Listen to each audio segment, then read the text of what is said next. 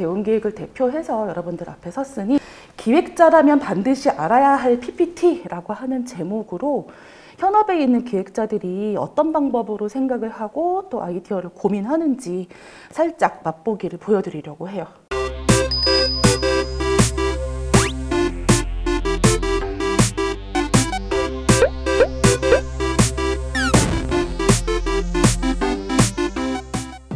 플래닝 펜타곤 툴은 이렇게 구성이 되어 있어요. 첫 번째는 마켓 트렌드를 한번 들여다보자.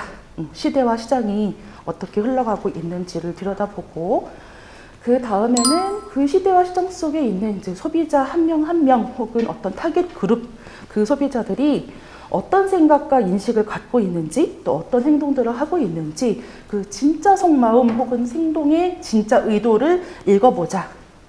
그 다음으로는 리얼 컴피티터라고 해서 진짜 경쟁자로 삼아야 할 것은 과연 누구지? 혹은 어떤 유형의 누구가 아니라 어떠한 선입견 혹은 어떠한 생각을 우리의 경쟁자로 삼아야 하지? 라고 하는 부분에 대해서 생각을 해보고, 듣는 사람으로 하여금 더 마음을 열고 받아들일 수 있게 하도록 위닝 스트래티지, 그러니까 굉장히 좋은 명언이나 혹은 소비 심리 행동 정치 이론 등을 활용할 수는 없는지, 이런 것들을 쭉 검토를 해보면 광고 캠페인의 마지막 결과물이자 혹은 우리가 흔히 커뮤니케이션 컨셉이라고 이야기를 하는 브랜드 프라미스라고 얘기를 해도 크게 다르지 않은 그것이 이제 도출이 된다라고 하는 게 오늘 말씀드릴 내용의 주 골자입니다.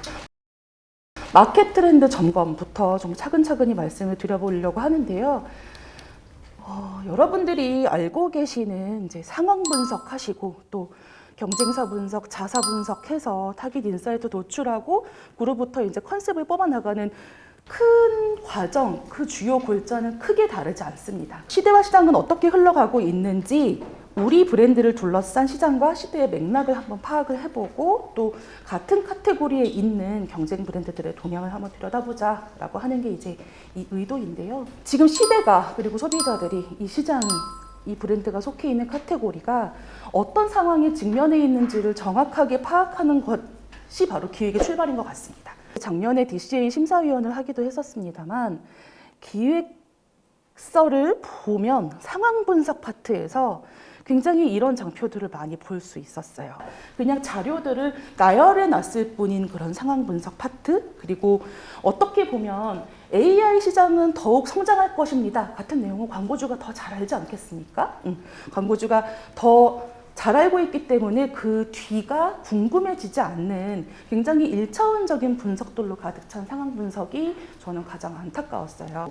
여러분들이 어떤 브랜드의 포장을 바꿀 수도 없는 노릇이고 이 브랜드의 상품적인 컨셉을 바꿀 수 없는 상황이라면 우리가 제안할 수 있는 그런 영역을 조금 제대로 파악하고 접근하는 게 중요할 텐데, 어떤 말씀인고 하니 시대와 시장을 분석할 때에도 커뮤니케이션적인 관점에서 들여다보셔야 한다라는 이야기입니다. AI 시장이 계속해서 커지고 있고 HMR 시장이 성장하고 있고 이런 현상들이 중요한 게 아니라 그런 현상들이 소비자들의 인식을 어떻게 바꿨고 밀키트 시장은 어떻게 변해가고 있는지 그 현상을 둘러싸고 생겨나는 수많은 맥락을 읽을 수 있어야 한다라는 게 첫 번째 포인트고요. 두 번째는 굉장히 많이 하는 실수 중에 하나가, 그래서 우리 브랜드는 2위 브랜드에 비해서 마켓 쉐어가 몇 퍼센트 포인트가 높고 등등으로 이제 우리의 상황을 분석하곤 하는데, 사실은 마켓 쉐어는 커뮤니케이터가 도와줄 수도 없는 부분이고요. 커뮤니케이터가 어떻게 관여할 수 없는 영역이기 때문에 그런 분석은 광고주가 그렇게 듣고 싶어하는 내용은 아닐 수 있습니다. 다만 마켓쉐어가 1위임에도 불구하고 많은 소비자들이 우리를 2위 브랜드처럼 생각합니다 라고 마인드의 관점에서 그 우리 브랜드의 지위를 이야기를 해준다면 그때부터는 굉장히 듣고 싶은 이야기가 되겠죠. 또 흔히들 하는 굉장히 이제 쉬운 길이니까 그냥 쉬운 길에 기대고 싶어서 하게 되는, 어떻게 보면 실수라 부를 수 있는 그것은 이 시장이 굉장히 레드오션입니다 라고 시장 속에 들어와 있는 브랜드의 개수로 이 마켓의 클러터를 정의하는 것, 그것 또한 저는 이제 가서는 안 될 길이라고 생각하는데요. 그러니까 그 마켓에 얼마나 많은 브랜드들이 들어와 있는지, 얼마나 많은 상품들이 존재하는지 보다 굉장히 많은 상품들이 있는데 아무도 광고를 하지 않아요.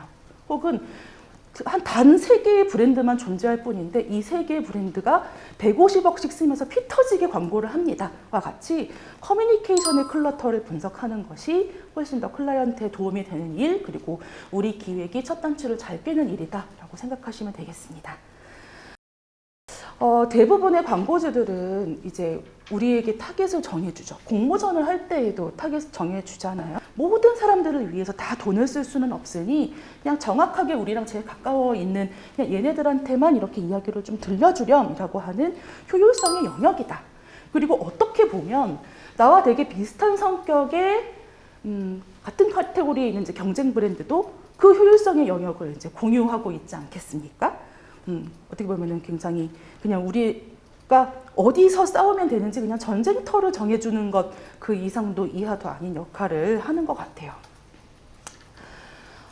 그래서 이제 이런 생각을 하면서 우리의 타깃이 누구인지를 조금 더 심도 깊게 들여다봐야 하는데 2가지 질문을 할 수 있을 것 같습니다. 이를테면 첫 번째, 30대 여성들을 데리고 와달라고 했어. 여자들만 데리고 오면 되는 거야? 뭐 2529가 맞아? 3034는 안 중요해? 뭐 이제 약간 영역 관점에서의 검토를 할 수 있는 질문들이 가능하겠죠. 광고주가 우리한테 요청했던, 데리고 와달라고 요청한 그 타깃이 우리가 싸워야 할 전쟁터의 전부인가를 검토해 보는 것도 중요하다. 하지만 우리에게 2529 여성들이 대체 왜 중요하지? 그 2529 여성들과 우리 브랜드가 어떤 가치를 주고받고 있기에 꼭 그들을 데리고 와야 하지? 라고 의미 관점에서 검토를 해보는 것이 더 중요하다라는 말씀을 드립니다. 즉, 우리들은 이제 앞으로 브랜드 관점에서 이 커뮤니케이션이 얼마나 유용할 것이냐라는 관점으로 생각을 해봐야 하기 때문에 우리가 데리고 와야 할 타깃들이 우리 브랜드에 어떠한 역할을 해줄 수 있는가의 관점에서 생각을 해보자 라는 이야기인 거죠. 실제로 브랜드랑 타깃이 주고받는 가치를 잘 엮어낸 타깃 프로파일 규정은 그 자체로 되게 훌륭한 풀 마케팅의 툴이 되기도 합니다. 자, 그래서 이제 우리는 인사이트를 잘 찾기 위해서 우리가 데리고 와야 할 타깃의 페르소나 혹은 프로파일을 잘 규정을 해봐야 할 텐데요. 그것을 하기 위해 이제 필요한 것이 타깃 인사이트 발굴이다라고 할 수 있겠습니다. 타깃들의 속마음이나 브랜드에 바라는 기대, 그리고 브랜드가 제공해줘야 하는 가치를 타깃들과 이야기를 나누면서 발견을 해보자라는 거죠. 우리 브랜드가 진짜 경쟁자로 삼아야 할 것은 누구인가, 혹은 어떠한 생각 혹은 인식인가라고 하는 것을 생각해보자라는 거고요. 경쟁 영역이나 혹은 경쟁사, 경쟁 인식을 제대로 파악해야 우리의 포지션도 해야 할 이야기도 분명해진다라는 것은 뭐 제가 굳이 말씀드리지 않아도 여러분들이 알고 계실 거라고 생각합니다. 경쟁을 제대로 규정을 하면 이제 우리가 끝까지 달려가며 만들어야 할 이 브랜드에 나아가야 할 방향성과 또 적합한 what-to-say가 잘 도출이 되는 것 같습니다. 자, 그렇다면 그 진짜 경쟁을 그럼 어떻게 규정을 해야 되는 걸까? 가이드라인을 조금 잡아보자면 꼭 브랜드일 필요는 없을 것 같아요. 아까 그 하나의 정형화된 혹은 물성적인 그런 브랜드의 모습을 띠고 있을 필요는 없다. 그리고 2번째로는 나의 경쟁자가 전혀 다른 카테고리일 수도 있다. 나이키와 닌텐도처럼. 또 혹은 사람들의 어떠한 인식이 우리가 싸워야 할 경쟁자가 되기도 한다. 플래닝 펜타곤 툴의 이제 4번째 꼭지점으로 가보려고 합니다. 사람들 마음속에 어떤 변화를 만들어서 우리 브랜드를 좋아하게 하거나 혹은 우리 브랜드를 사도록 만드는 것, 그게 바로 광고는 심리학이다라고 이야기할 수 있는 이유인 것 같아요.